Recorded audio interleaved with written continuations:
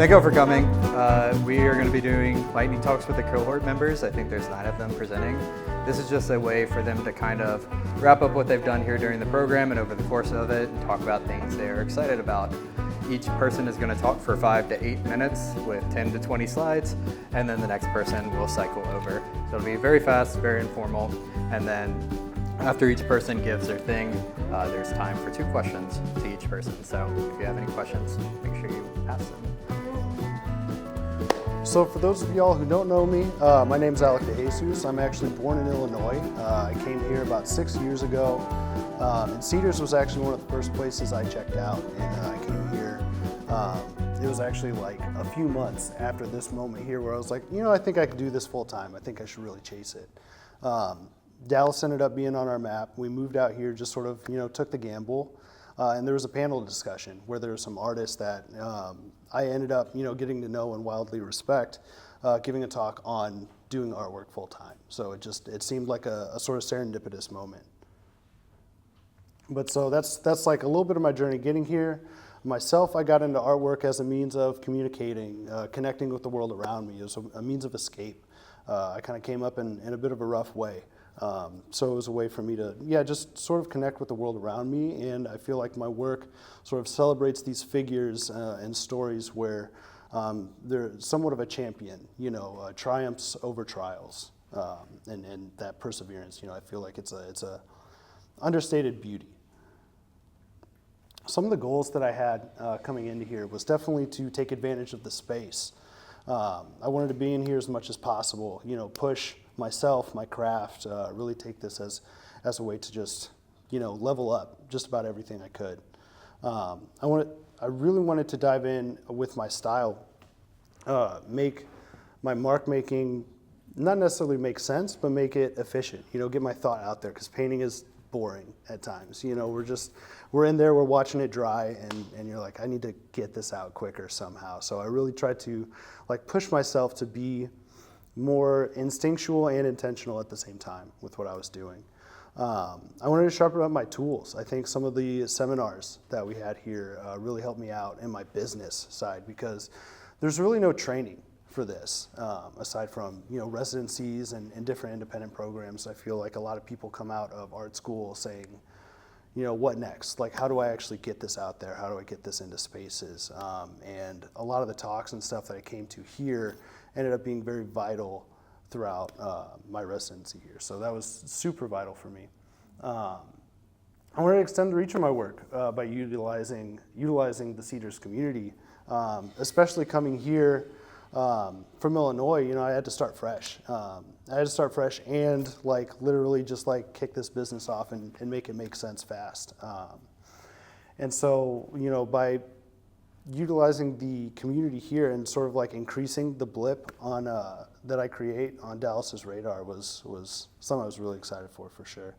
And I wanted to achieve a greater understanding of the artwork I wanted to make. A lot of what I do is murals, sort of commission work, but given a space where I could sort of like shut the world out and dive into my own thoughts and things that I want to make, and give myself the time to really dive into it, experiment, explore. I was really excited about that too. Kind of an overview of what I did end up doing while I was here is definitely diving into the space I feel like I was in as much as possible. I treated it like a 9 to 5 and then some, you know, definitely a lot of early mornings. And then, you know, life kind of took some pretty wild turns. We knew coming into this that I was going to start a family. Another big part of having the space is I was getting kicked out of the home studio. You know, there's no more room. But this was a year of tremendous growth, and I'm very grateful for it. But it was also growth in my personal life, you know, welcoming our son. It was, you know, showing me just how much I could do on very little amounts of sleep and time. You know, it was definitely a wild challenge to face. I participated in over 15 art shows, 2 solos, so it was an interesting sort of mental exercise of trimming, you know, all these different ideas into, you know, 1 or 2 focuses a couple times, and then a ton of group shows that were really fun. And during this time, I also did 8 murals. So one thing that is like kind of hard to translate to clients as well is, you know, when you're doing a mural, it's maybe a 20-foot painting. So being able to fit that in also with the exhaustion of being a new parent has just been wild, but in the best way. And I diversified my practice. I did, you know, studio works, I did paintings, drawings. I started, you know, really working that into, you know, what I was promoting in my work, but then also kind of showing what I do in the studio has turned into a big part of my business as well, doing live art. It shows people, you know, just how active it is, you know, to be, you know, painting, to be creating. It kind of shares that with the world, with the community, which, I mean, community is a big part of what I do, so it's a good way to connect it. I'd say we were talking about our words of the day.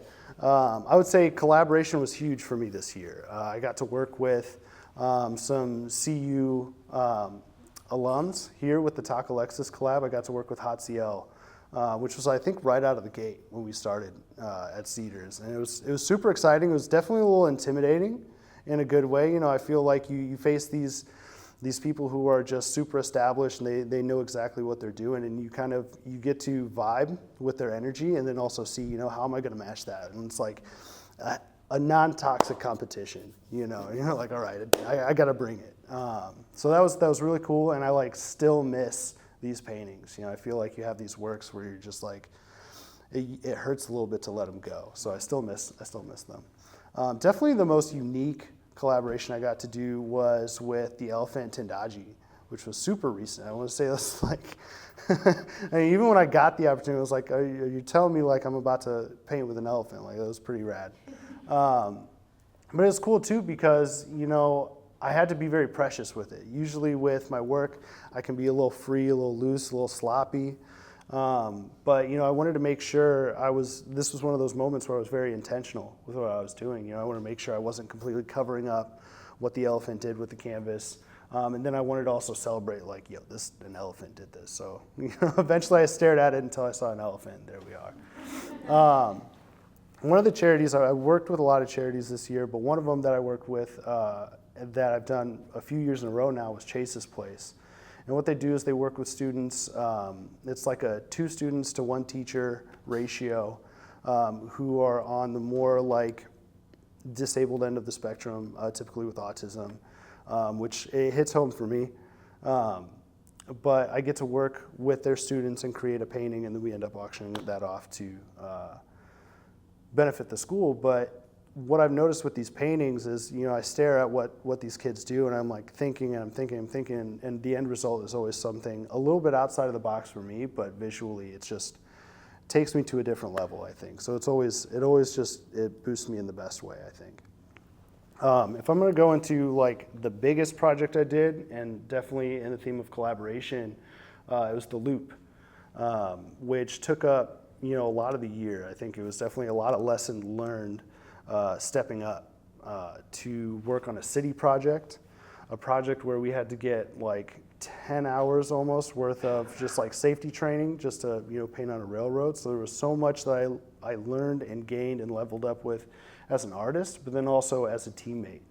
I feel like this was like the gathering of the minds. It was like the Avengers of muralists coming together, you know. And we all had such like strong personalities, and it was, you'd think there would be a lot of clashing, but, you know, until the heat hit us, everything was pretty fluid, you know. Even just getting together and thinking, like, how are we going to make, it was like 500 something feet wide worth of painting. How are we going to make this all look good together, you know? And we basically just trimmed it down into like, all right, we all have ingredients. Let's throw them in a pot, essentially, and eventually we came up with just a huge installation of mural work. So that was cool, and it pushed me physically, mentally, spiritually, you know, on the really hot days. It was a wild project, but I'm grateful to have been a part of that. But that was a huge, just, I think, part of my year. I mean, just the planning alone was bananas.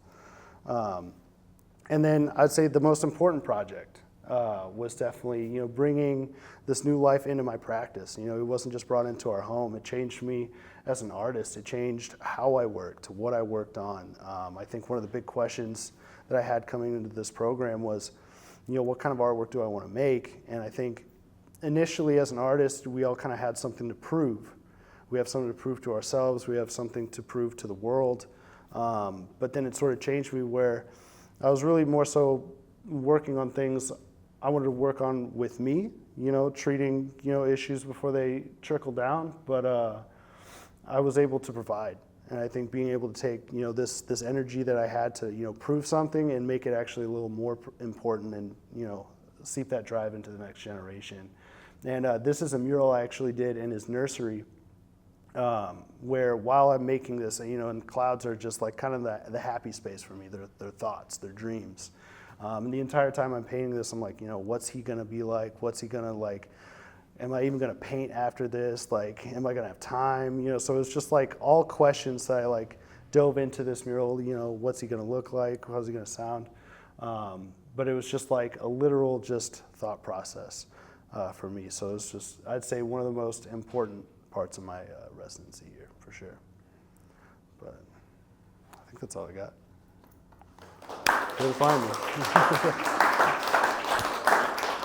Questions?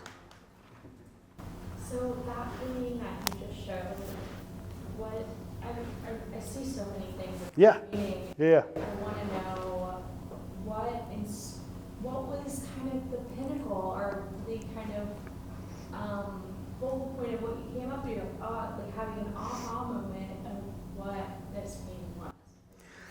Yeah, so I mean, it was a lot of like wrangling dreams a little bit, and there's symbolism there too. So his name's Luca, which in some translations, from the names that we pulled from to create it, meant light, a bringer of light.